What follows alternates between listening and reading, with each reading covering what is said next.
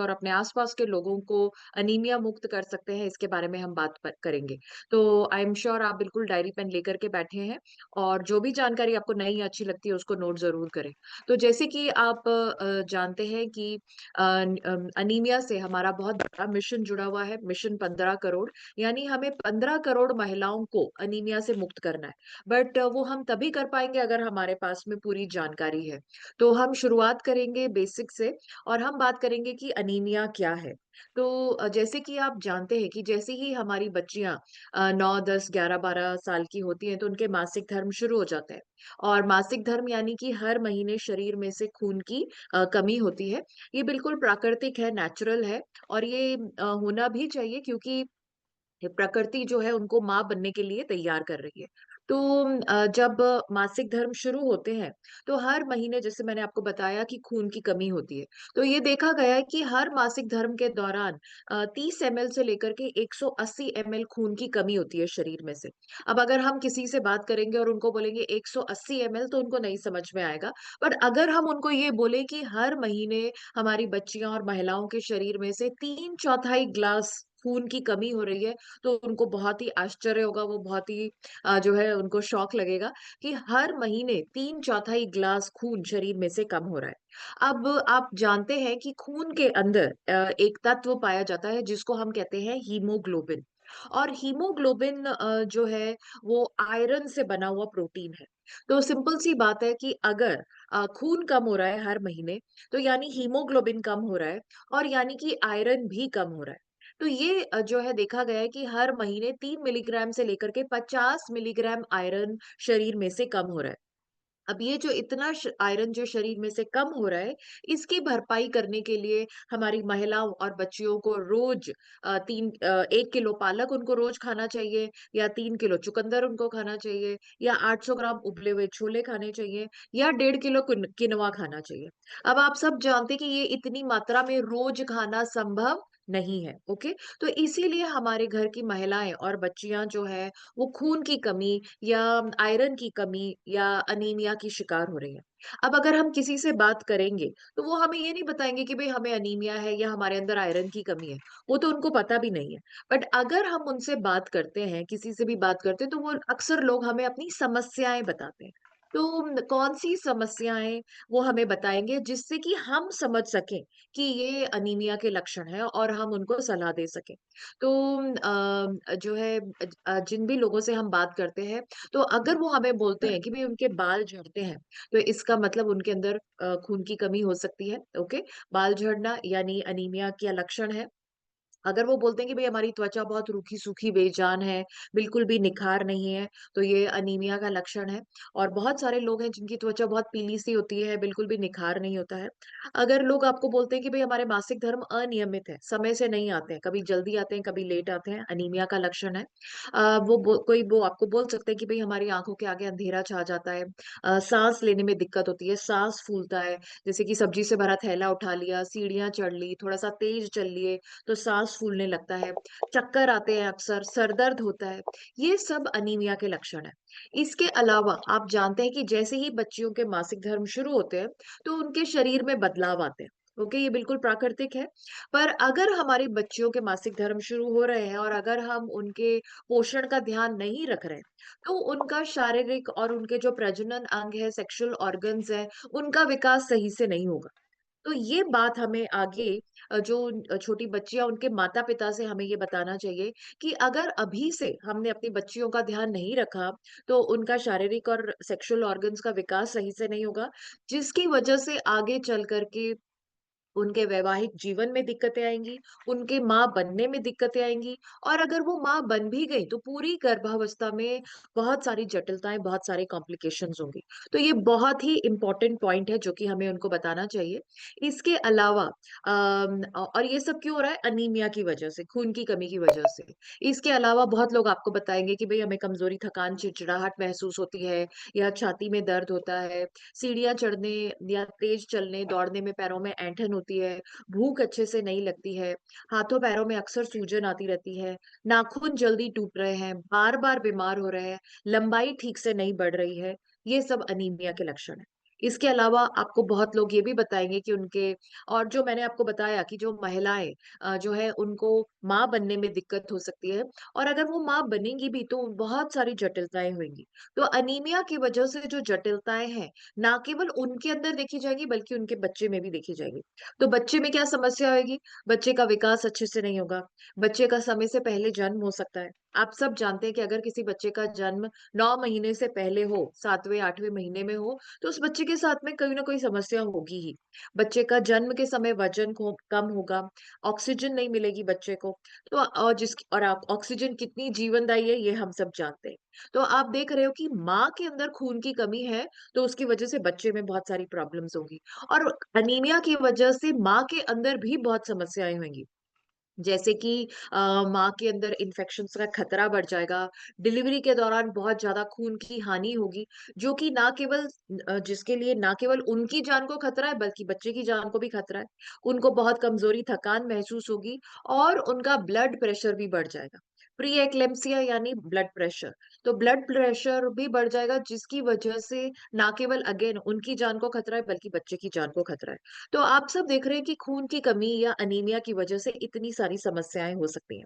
But अभी तक हम क्या कर रहे थे, अगर हम किसी ने हमको ये इतने में से कोई भी समस्या बताई और हमें समझ में आया कि ये खून की कमी की लक्षण है, तो हम उनको न्यूट्रीचार्ज वुमन सजेस्ट करते थे, ओके, जो कि बिल्कुल सही है।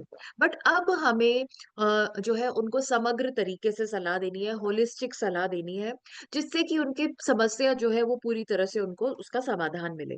तो वो पूरा जो है समग्र तरीके से जो सलाह है वो क्या है, सीड्स।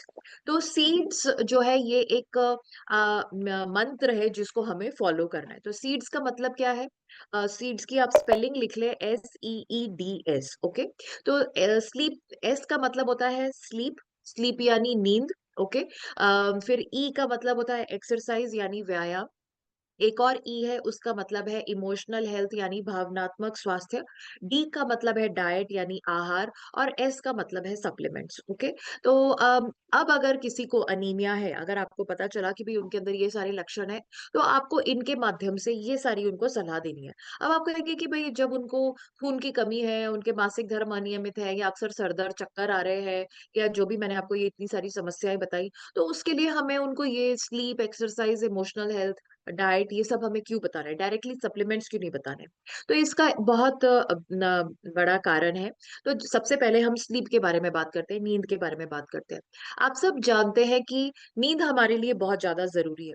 जब हम अच्छी नींद लेते हैं, तो वो जब हम सोते हैं, तो हमारा शरीर उस समय अपनी मरम्मत और रिपेयर करता है।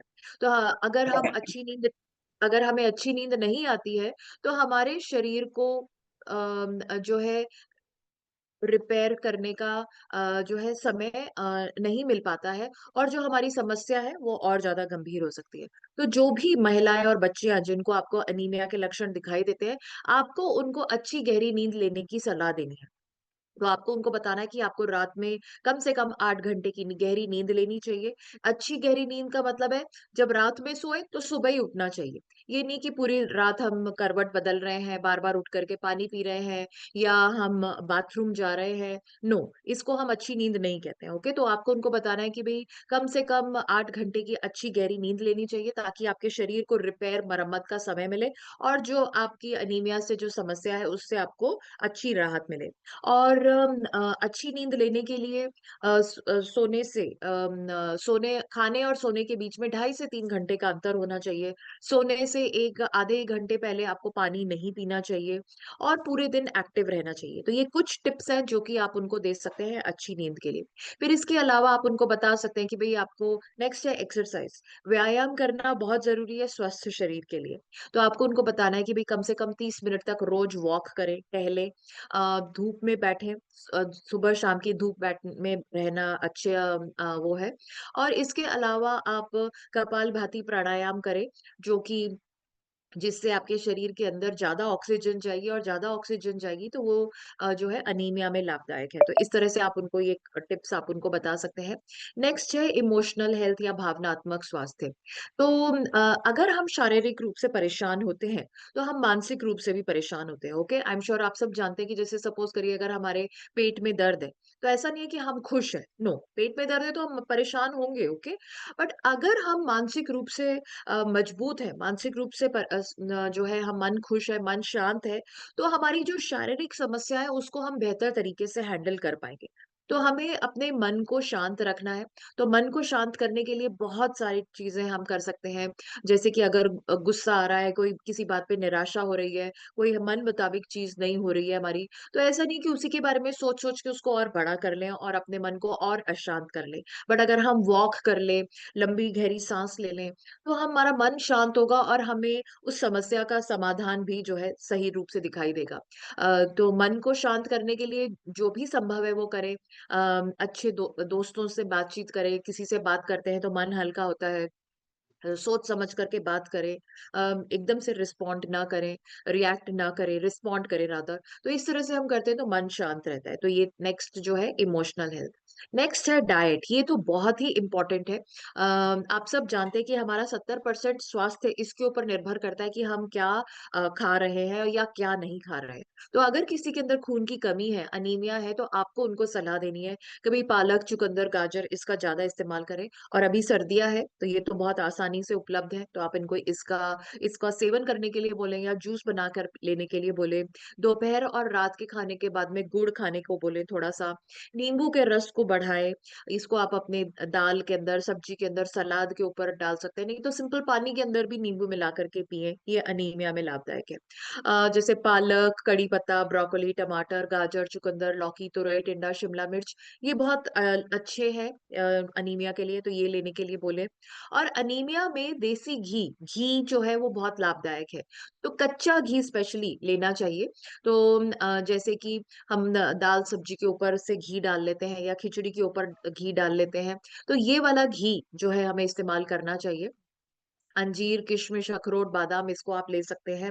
इसके अलावा चाय, कॉफ़ी का परहेज़ उनको करना चाहिए और उनको जो है ये रात में तांबे के बर्तन में पानी भर के रख दें और सुबह पूरे दिन उस इस पानी को पिएँ तो ये लाभदायक रहेगा और अच्छे घी का इस्तेमाल करना चाहिए। तो ये डाइट से संबंधित आप ये उनको सलाह दे सकते हैं। फिर आता है कि कौन से हमें उनको सप्लीमेंट्स देने हैं। तो सप्लीमेंट्स जो हमें देने चाहिए वो है न्यूट्रीचार्ज वुमन, तो आप जानते हैं नंबर 1 प्रोडक्ट तो न्यूट्रीचार्ज वुमन ही देना है। ये हीमोग्लोबिन के स्तर को बढ़ाता है और ऊपर से क्लिनिकली प्रूवन भी है। और न्यूट्रीचार्ज वुमन की 1 टैबलेट रोज़ लेनी है। दूसरा जो हमें सप्लीमेंट देना है वो है न्यूट्रीचार्ज वेज ओमेगा। तो अभी तक हम अक्सर लोगों को सिर्फ न्यूट्रीचार्ज वुमन सजेस्ट करते थे, बट अगर किसी में खून की कमी है तो हमें उनको न्यूट्रीचार्ज वेज ओमेगा भी सजेस्ट करना है। साथ में उनको हेल्थ गार्ड ऑयल इस्तेमाल करने के लिए बोलना है और उनको प्रोटीन लेने की सलाह देनी है। तो कोई भी प्रोटीन जिसका उनको टेस्ट पसंद है, Nutricharge cocoa Protide, Nutricharge strawberry Protide, Nutricharge kesar pista Protide. तो ये जो है अगर हम इस तरह से लोगों को सलाह देंगे अनीमिया के बारे में, तो उनको बेहतर रिजल्ट्स मिलेंगे। तो हमें इसी तरह से बात करनी है और नेक्स्ट मैं आपको बताना चाहूँगी कि बिल्कुल हमें सेहत के सितारे में तो शामिल होना ही है। ना केवल हमें खुद को जो है स्वस्थ रहना है बल्कि हमारे जो भी परिवार के सदस्य हैं उनको भी स्वस्थ रखना है।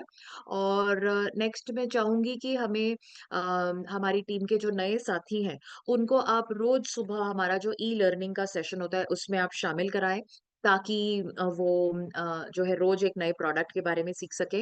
और आज का सेशन न्यूट्रीचार्ज एस&एफ पर है और आज शाम का सेशन बहुत ही खास है। आज का सेशन जो है मनीषा जी लेंगी और आज का सेशन है रूपांतरण जारी है। तो रूपांतरण यात्रा के बाद में हमें क्या करना चाहिए, क्या करना है, इसके बारे में जानकारी मिलेगी। और प्लस मेरी आप सबसे रिक्वेस्ट है कि ये हमारी जो बुक है सबसे पहले सेहत, जिसमें सीड्स के माध्यम से 20 समस्याओं के बारे में जानकारी दी गई है, ये आप ज़रूर से इसका इस्तेमाल करें और अगर अभी आपके पास में नहीं है तो इसको ऑर्डर करें। आप shop.nutricharge.in पर ऑर्डर कर सकते हैं, नहीं तो ये व्हाट्सएप नंबर है, इसको आप नोट कर लें और इसके ऊपर आप व्हाट्सएप कर दें। तो हमारी टीम आपसे संपर्क करेगी और आपको कैसे ये बुक मिल सकती है उसमें मदद करेगी। तो 8779777919 ओके। तो आई होप आप सीड्स के माध्यम से लोगों को बेहतर तरीके से सलाह देंगे ताकि वो बिल्कुल फिट रहे, स्वस्थ रहे। तो that is all from my side. Over to you sir. बहुत